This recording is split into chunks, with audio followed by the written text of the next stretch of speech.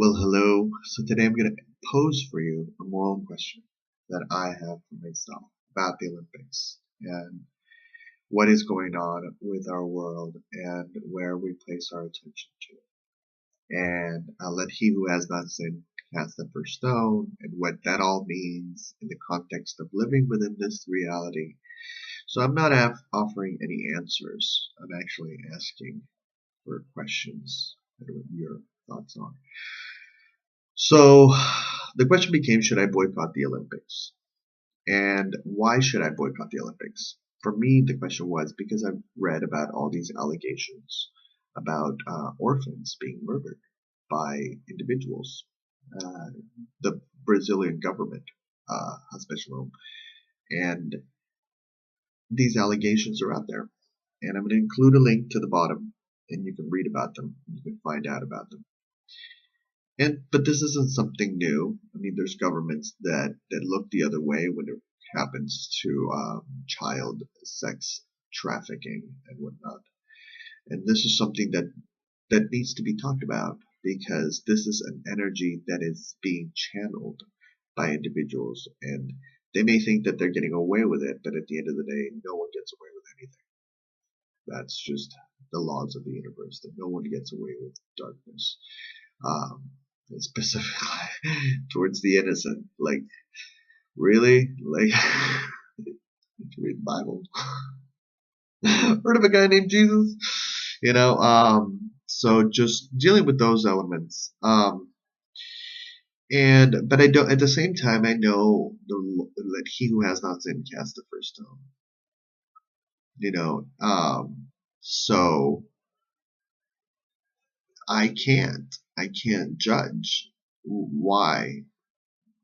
I think that when Jesus was speaking, let he who has not sinned, he was speaking about the light of the Creator.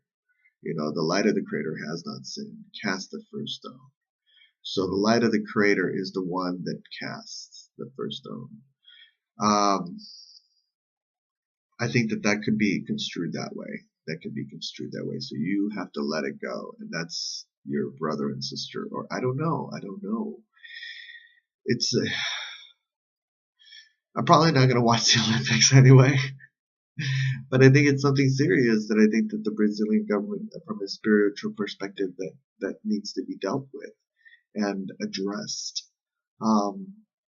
Transformation of darkness into light and how to rise above this, because it's an issue, and you can't sweep a dead body under the rug. You have to,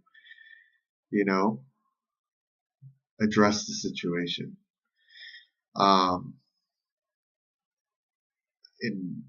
it just, I think, to me, it's a painful world we live in, and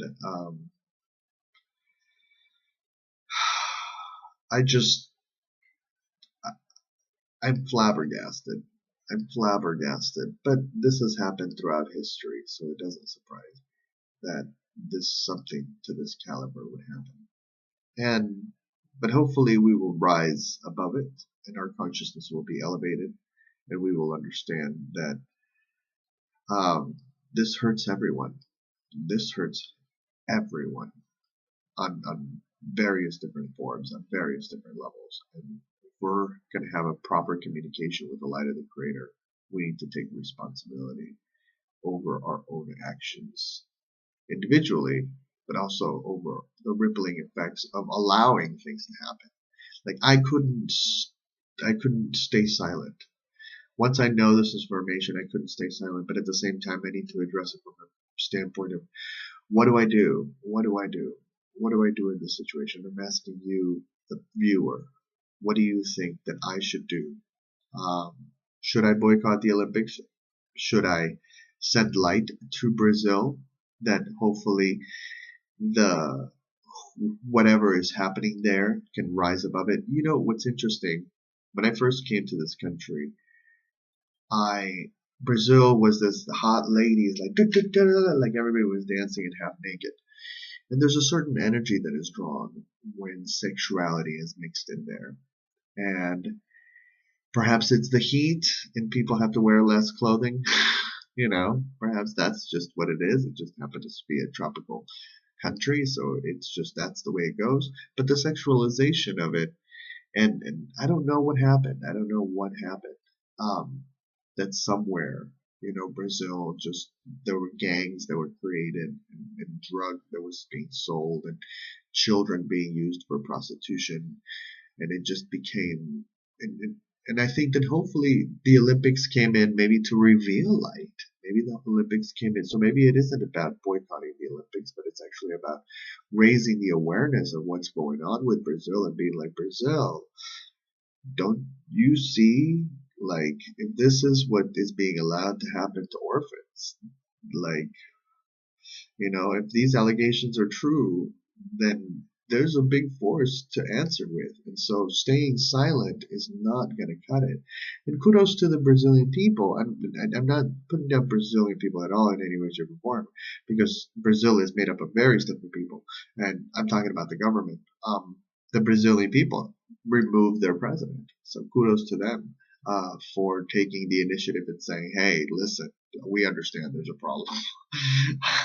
No te problemes, signore. I don't know Portuguese. No te problemes, signore. Yo que sé que no es su problema es adiós a la presidenta. Ciao, ciao. Is that what happened? So what do you think about the whole situation? Because it breaks my heart.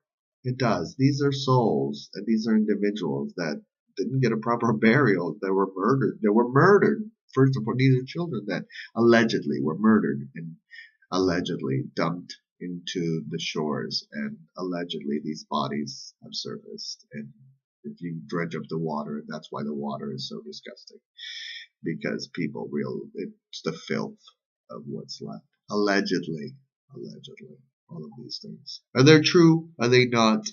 What do you think? I want to wish you a wonderful year, and thank you for listening. And I hope to get your ideas and thoughts on it. Thank you.